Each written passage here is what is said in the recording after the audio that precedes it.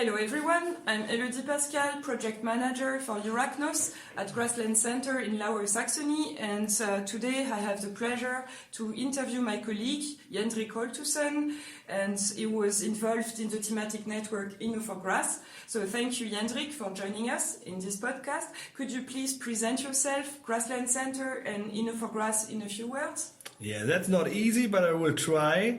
So my name is Jendrik Holtussen. I'm working in the Grassland Center since 2013.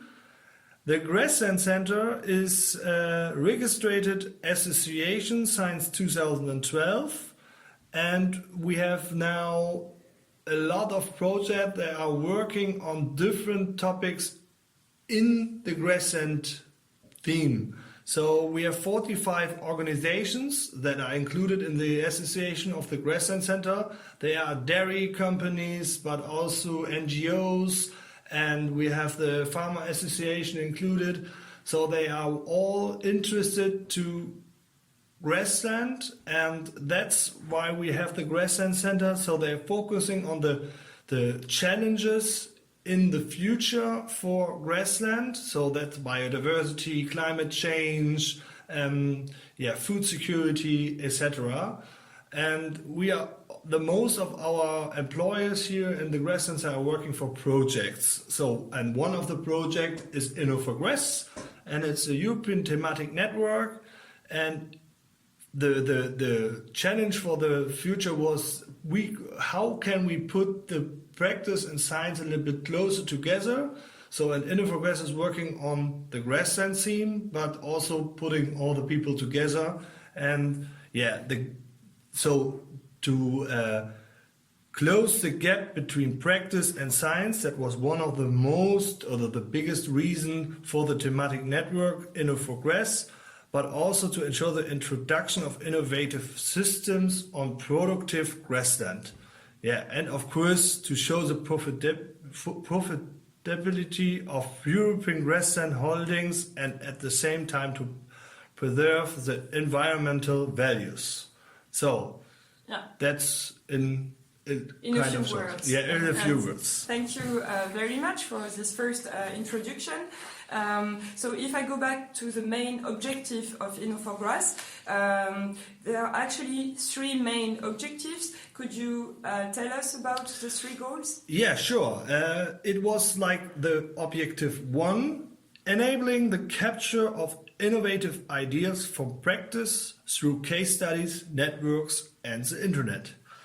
The objective 2 is the establishment of a multi-stakeholder network for collaboration and exchange of innovation, creation of new knowledge, and demand-driven innovation. Objective 3 is implementation of large-scale structures in order to permanently bundle know-how and innovations and to distribute and train them sustainability. Yeah, okay, thank you. And about the budget and the duration of the project? Okay, the project was for 3 years, and we have a budget from 2 million euros, and we split it in the whole year, so, and in different partners, for the different partners. Okay, very good. So your function in the project was a facilitator agent. Can you explain maybe a little bit more what is a facilitator agent? Yeah, a facilitator agent, I will try it a little bit shorter to that you can understand it. The facilitator agent concept has focused on these transdisciplinary networks and to development them further in the project in Innograss. So an essential part of the facilitator agent was to point out the challenge and possibilities of communication between science and practice, and to further develop them in the project on a national and international level. So the solution, variants, innovations and challenge were better exchanged and discussed together as a group, and that is the reason why we have the facilitator agent concept. So we have 16 facilitator agents in 8 different countries, so 2 per country, and then put all the people together in the meetings, and then they can talk on different topics. Okay, thank you. That's very clear. Thank you very much. How many partners did the project involve across Europe? Yeah, I've said it before. It was 8 countries, and we have 20 partners from different, Okay. different organizations. Okay, and what exactly were the main results or outcomes achieved in the frame of Innograss?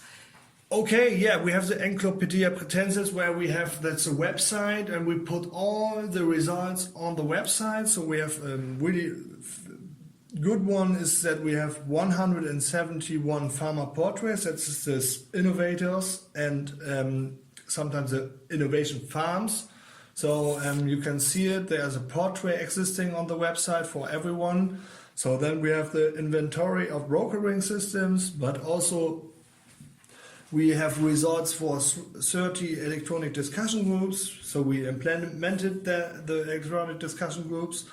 Yeah, and of course, I said it before, the network of 16 facilitator agents, but we have also education and study programs. And one of them, my favorite outcomes, is the syllabus that is explaining all the different topics for Grassland in one book.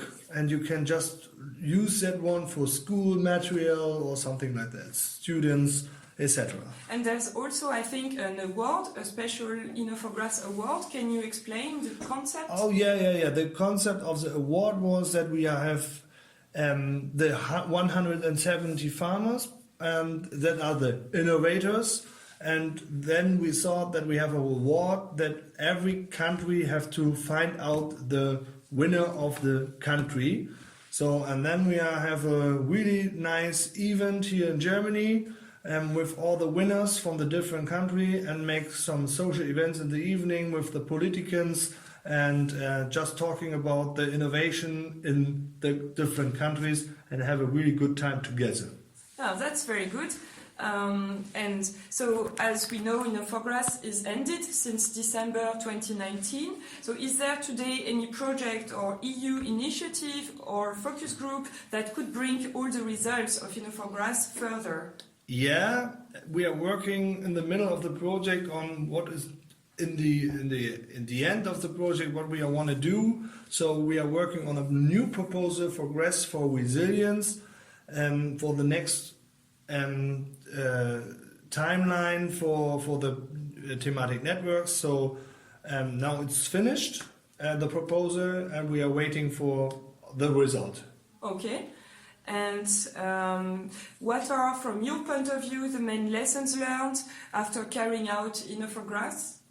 The main lessons are that we are just working in a thematic network together as a group. Like I like to say, it's a little kind of family. So because you know each other in the beginning, you're a little bit not really like working together, but in the end it was kind of family. So it's good to have that feeling, like a team building feeling, because then you're more open and you're working really close together. And the thematic network is, you're working on a European level, and you have like a lot of different topics in the countries, but when you're working on a European level, you have like challenges what is on European level, and I think it's really good to have the thematic networks for that. And the lessons what we just have is that we are it's exactly not easy to find in the beginning farmers, but that's a problem because it's hard to find farmers in the beginning because we were just focusing a little bit on what is really an innovative idea or innovator. So that was not clear in the beginning, but we just have that in the end. So and I think it's a good point, and it's successful, and we learned a lot in the project. Okay, thank you very much. And so what could be the most significant added value of Innograss, and what makes it different, very special compared to other thematic networks? Maybe you partially already answered, but do you have maybe additional ideas?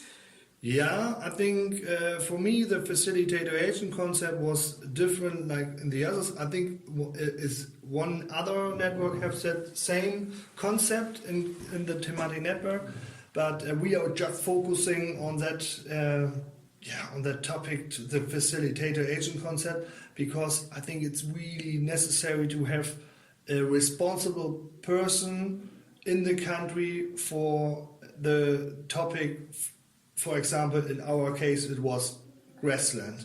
So, and my vision or a vision could be that we have a lot of facilitator agents. They are responsible for different topics like wine, grassland, dairy, or something like that. And they are meeting each other every year, and then they have like a lot of innovative ideas, bringing them together, have discussions, and what they are doing. Someone in Ireland, someone in Germany, but maybe in Spain as well. So people are talking, have the innovative ideas, and then you're creating new knowledge, and then you have an exchange of knowledge, and I think that's the best way you can do it. So that's kind of a vision. And I think, yeah. Yeah, so the concept of facilitator agent is very interesting also for the future of thematic network. Yeah, of course. Yeah, thank you very much for this interview, and thank you to all the people who listen carefully to the podcast of Innograss, and have a nice day, and thank you again. Bye-bye. Yeah. Thank you very much. Bye.